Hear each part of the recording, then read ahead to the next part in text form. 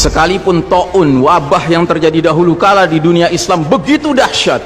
Anda tahu taun dulu kalau terjadi orang baru kena paginya ketularan bintil-bintil, sorenya meninggal, Pak. Kalau sekarang orang di swab positif, sekian belas hari dia isolasi mandiri, kemungkinannya dua, kemungkinan sembuh, kemungkinan mati. Persentasenya berapa? Sembuh 80%, Pak, mati 3%, kecil sekali. Bukan berarti kita menganggap ringan nyawa orang, tidak.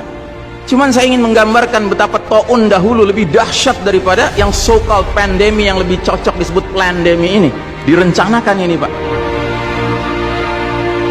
Yang karenanya kalau kita lihat sejarah, sekalipun dahsyat taunnya dahulu kala, nggak ada cerita, Pak, sholat berjamaah berubah tata cara pelaksanaannya, nggak ada. Kenapa kita harus berubah? Dan saudaraku rahimakumullah, kami cuma mengingatkan beberapa pesan dari Nabi SAW tentang sholat ini. Yang pertama, Nabi mengatakan, sallu kama ra'aitumuni usalli. Sholatlah kalian sebagaimana kalian melihat aku sholat. Ini sudah kata mati, Pak. Ini kunci, Pak. Kunci ini. Makanya para ulama fikih memutuskan nggak boleh dikerjakan sembarangan, nggak boleh. Apalagi setelah dia ada aturannya, terus kita berkreativitas menyangka itu lebih baik untuk keselamatan dunia kita, sementara kita tidak peduli dengan keselamatan akhirat kita. Nabi Muhammad SAW menyatakan, hari berbangkit nanti aku akan menunggu umatku di depan telagaku. Aku akan bisa membedakan siapa umatku, siapa yang bukan. Umatku adalah mereka yang wajahnya, tangannya, kakinya bercahaya bekas wudhu.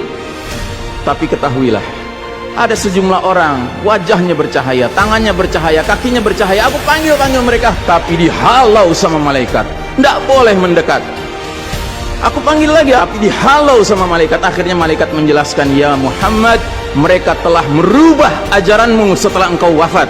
Kata Nabi selanjutnya, menjauhlah, menjauhlah. Nabi nggak mau dekat dengan orang yang berani-beraninya merubah tata cara ajarannya. Dan ajarannya yang paling pokok apa? Tauhid. Setelah tauhid apa? Salat. Dan ingat, salat adalah amal yang paling pertama yang akan diperiksa oleh Allah Ta'ala bagi setiap hambanya. Dan saudara rahimakumullah, saya ingin menyampaikan dua hadis lagi. Satu hadis dari Nabi, la tadaru furujatin lisyaitan. Jangan kalian biarkan celah-celah itu untuk syaitan. Ini Nabi Muhammad SAW yang berbicara, bukan Ihsan Tanjung. Kalau Ihsan Tanjung yang berbicara, Anda boleh tolak, Pak. Ini Nabi Muhammad SAW yang berbicara, yang kita baca salawatnya dengan harapan mendapatkan syafaatnya, dengan harapan boleh meminum air dari telaganya. Jadi kata Nabi apa? Jangan biarkan celah-celah itu menjadi tempatnya syaitan. Hari ini tidak sedikit masjid bahkan memuliakan syaitan, memberi tanda di mana syaitan hendaknya berada. Na'udzubillahi min dzalik. Mau jadi apa kita, Pak? Mau jadi umat seperti apa kita? Ini adalah simpul terakhir, saudaraku. Kalau sampai simpul terakhir ini kita relakan lepas, sudah tidak ada sisanya ajaran ini di muka bumi.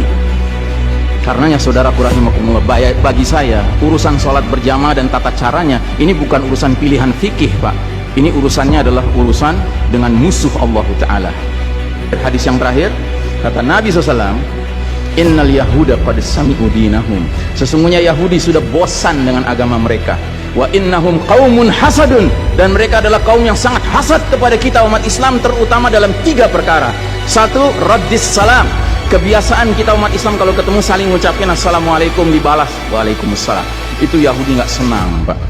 Yahudi tidak senang melihat umat Islam berukhuwah Islamnya. Yahudi nggak senang umat Islam kalau ketemu saling bersedekah dengan senyum, makanya dibikin aturan begini, nggak kelihatan senyum kita. Yahudi nggak senang kita ketemu jabat tangan, rontok dosa-dosa. Maunya mereka begini saja jabatan tangannya. Dari mana ini semua?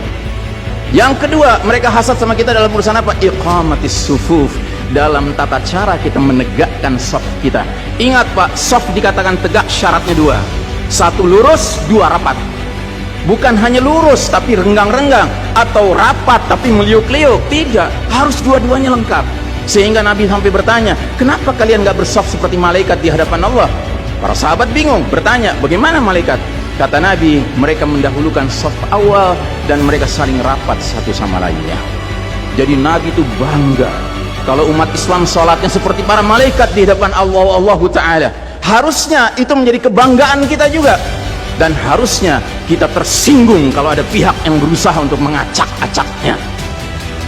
Dan yang terakhir, yang ketiga, Yahudi itu hasad sama kita dalam urusan apa? Dalam urusan umat Islam, di belakang imam salat wajibnya mengucapkan amin. Makin keras suara amin itu, makin geram mereka. Karenanya mereka bikin aturan, sempat 2 bulan masjid ditutup sama sekali, nggak terdengar suara amin dari jamaah karena nggak ada yang boleh ke masjid. Tapi sekarang setelah dibolehkan, masjid yang bisa muat 2000 orang, cukup 500 orang, cukup 700 orang. Supaya apa? Sekurang-kurangnya aminnya bisa berkurang. Maka sekarang pertanyaan besarnya adalah, untuk siapa kita sholat? Atau untuk mereka? Inna sholati wa nusuki wa mahyaya wa mamati billahi rabbil alamin. Mudah-mudahan apa yang saya sampaikan tidak membuat bapak dan ibu makan nggak kenyang, tidur nggak nyenyak, tetapi semakin sadar betapa kita sedang hidup di era penuh fitnah di akhir zaman, dan musuh-musuh Allah sedemikian sistematis, sedemikian terencananya membuat kita sadar tidak sadar meninggalkan din kita. Yang paling mengerikan kalau sampai sudah nggak ada perasaan lagi risau dengan ini semua. Karena apa? Nabi bersabda, siapa lihat kemungkaran ubah dengan tangan, nggak bisa dengan lisan, nggak bisa dalam hati. Dalam hati itu maknanya apa? Ingkari itu sebagai kebenaran, itu mungkar. Dan itu kata Nabi selemah-lemahnya iman. Sehingga di hadis yang lain kata Nabi, kalau mengingkari saja sudah nggak ada, udah nggak ada iman sama sekali. Nah, yang kita khawatir kalau kita ternyata ridho saja dengan aturan sholat WHO ini, Pak. Padahal harusnya kita sholat dengan cara Nabi Muhammad SAW, bukan caranya Tedros atau Bill Gates. Kepada jamaah, inilah nasihat dari hati yang paling dalam kepada saudara-saudara yang saya cintai karena Allah, yang kita sama-sama bersalawat, kita sama-sama mengharapkan air dari telaga Nabi. Tapi boleh jadi nggak semua kita ngerti apa yang harus kita lakukan agar air telaga itu dapat jaminan kita boleh meminumnya.